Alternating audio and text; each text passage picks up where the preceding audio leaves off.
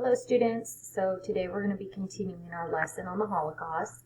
We've already gone over a general idea of the Holocaust, how it started, how it's going, and how it ended. So we also have learned about the people that this affected.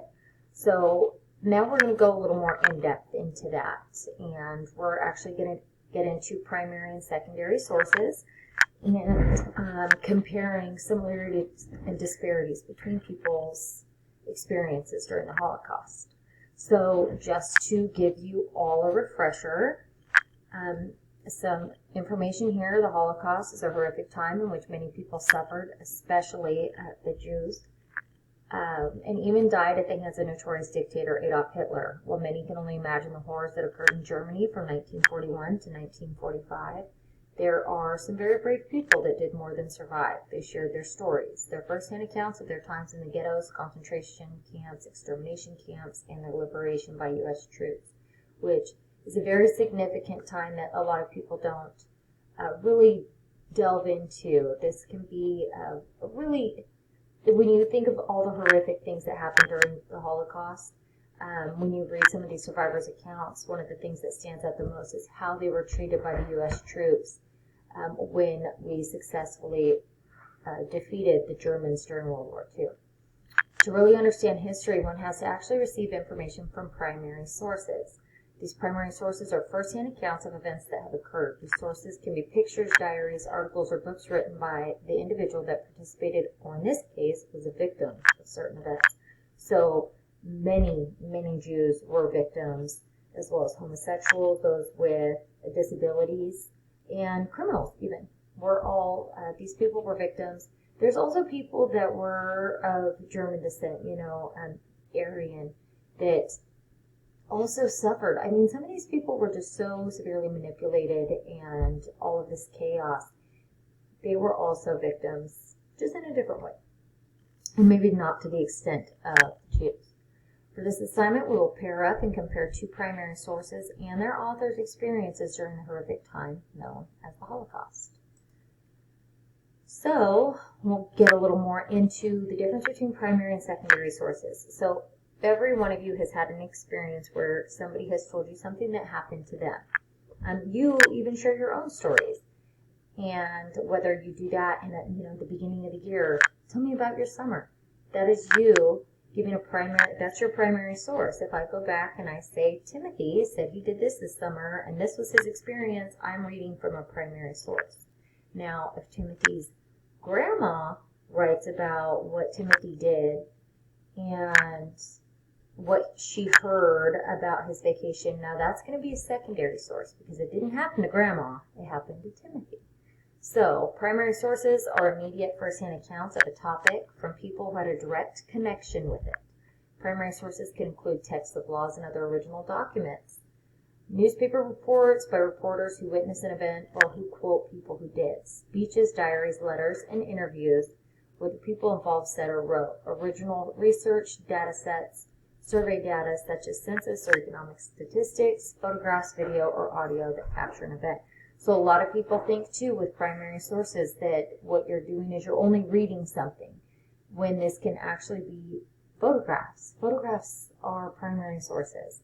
Music. Some people don't know this, that music written by a composer is actually a primary source. Text messages that you send in class, those are primary sources. So through this assignment, I will also be giving you guys the primary sources that you will need to successfully complete this assignment. So on our next slide here, this is what I'm going to be needing from you guys. So these are articles written by Holocaust survivors. You're going to use this link right here, and this will take you to a site that actually gives you the primary sources. All of those primary sources can be used. Feel free to read through them. They're not very long. There's some short articles, but what I would like you to do is compare these two articles. So you're going to take one primary source, another primary source, and you're going to read both of them thoroughly, okay? When reading, I want you to keep these questions in mind that are on this slide. I want the age and gender of the survivor, if the article has it. Did they go to a concentration camp, a labor camp, extermination camp, or something else? Were they just in the ghettos? Were they holed up in an attic somewhere, like Anne Frank? How long were they in these camps, and what were their experiences? Try to get as detailed as possible, because these details are the evidence that we've spoken about before. When you're citing a source, you're utilizing evidence from that source to support your argument. So, what was the survivor's experience when liberated? Now, that's when the U.S. troops came in and actually showed up to these concentration camps and essentially freed these people after defeating the Germans. And this part is, I love articles that contain this, because they're actually kind of gives you like a positive side to such horrific events, you know.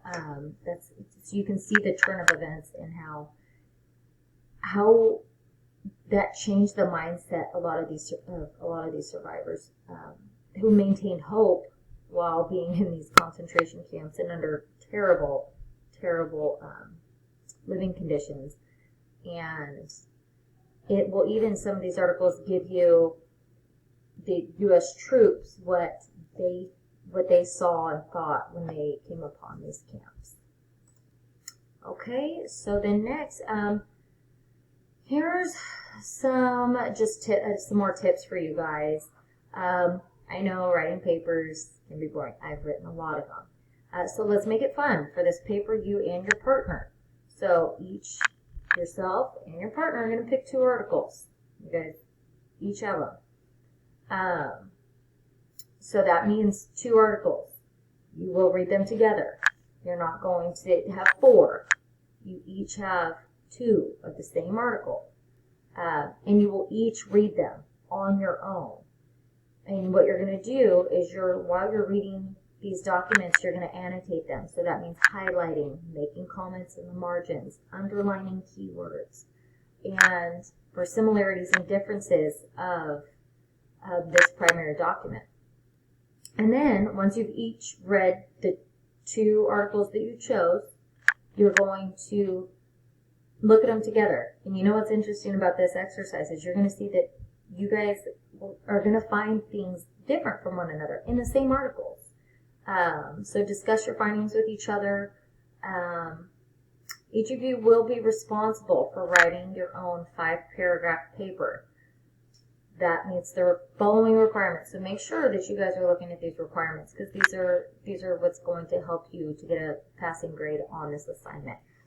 5-paragraph paper, so that's 1 introductory paragraph.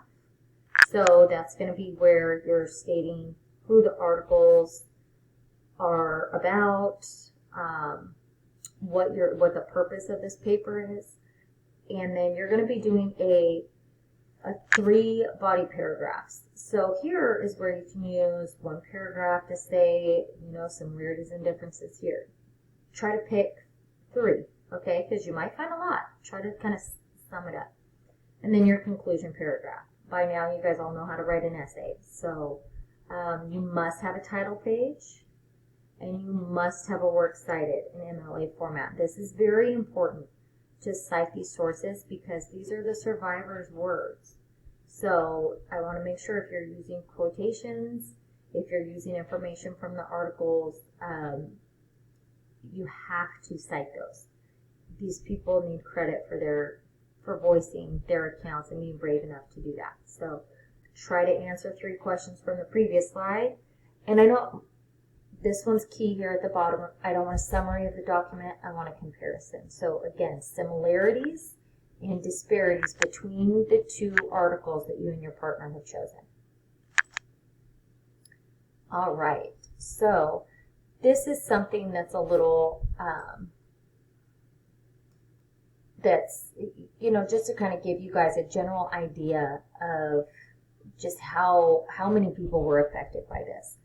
And I mean, just the Jews were extremely, extremely affected. And so to have these accounts from these people just shows it's so brave of them to give their testimonies. Okay, so here's some more help for you guys. Let me try to adjust this down a little bit. And what this is, so this is for formatting an essay. Again, you guys have all written essays by now, or at least I hope you have. So this is going to give you an example of a title page. Obviously, you don't have to include your university. That isn't necessary at all. But I do want the title of your essay. You will need a subtitle. Your name, course number, or class, so our class, my name, and when the paper is due. Okay?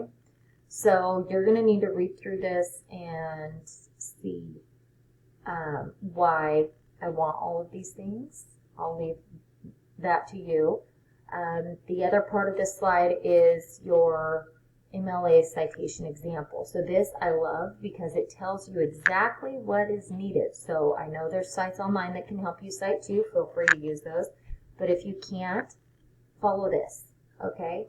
Again, it's important that we credit those who are brave enough to share their stories. So we want to make sure that they are included. Okay, lastly, we're going to wrap it up here for this lesson. But this is so important, and you guys know in my class that this is how we work. So I cannot read papers. They do not have title pages or works cited. You will be docked points if you're missing either of those things. One, if you don't have a title page, it's hard for me to know that it's your paper. Two, if you're not citing your sources, I think that's not fair to those that have given their written or spoken testimony to their experiences during the Holocaust especially. So, I cannot hear excuses. I have children of my own, and I have heard them all. Trust me, I also was a student once, and I've probably used them all too. However, if you have questions, I'm here to help. I always want to make sure that you are understanding the content and what is expected of you for the lesson. Let's communicate so that your assignment is turned in completed and on time. I understand things happen, so communicate with me beforehand. I don't want to hear the day of that you can't turn an assignment in for whatever reason. Really. So let's communicate with each other, and we'll help each other out, and we'll get you your stuff turned on time. So when working with your partner, please remember to be kind and respect one another as well as each other's opinions. This is very important. You guys are going to think different. You guys are going to have different annotations. You guys are going to write 2 different essays. You each are going to write an essay using the same 2 articles. So, be respectful, be kind. That's all I ask. Okay? So, I look forward to seeing all your guys' essays, and if you have any questions on the assignment or what's expected, please feel free to email me, and we'll figure it out together. All right? Best of luck, guys.